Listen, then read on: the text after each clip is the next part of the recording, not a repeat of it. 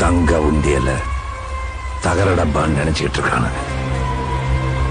என்னோட அருமை என்னன்னு என்ன நேசிக்கிறவங்கள தவிர வேற யாருக்கும் தெரியாது. கிருஷ்ணா கார்ஸ்ல வண்டி எடுத்ததை பத்தி உங்களுடைய ஃபீட்பேக் ஏதாவது இருந்தா சொல்லுங்க.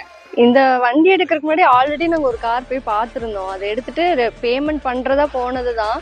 பார்த்த உடனே அந்த கார் எனக்கு ஆல்ரெடி பிடிக்கல. நான் முதல்ல இந்த கார் பார்த்துருந்தேன், இது மைண்ட்ல இருந்தது. இது என்னன்னா வடவழியில் இருந்துன்னு சொன்னாங்க, அதனால இங்க வரலைங்க.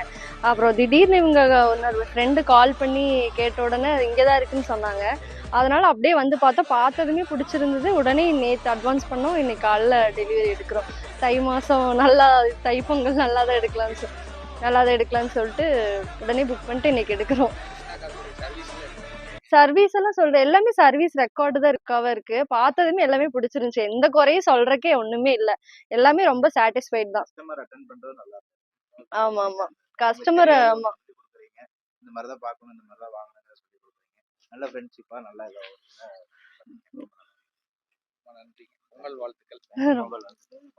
அவன் பாதம் சிறுசா இருந்தாலும் அவன் எடுத்துக்கிட்ட பாதை பெருசா இருந்தது. இனிமே நீதான் பாஷா.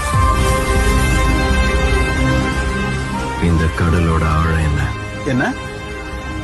ஆழம் தெரியாம ஆழ முடியாது. இறங்கி ஆழந்தே பார்த்தலாம்.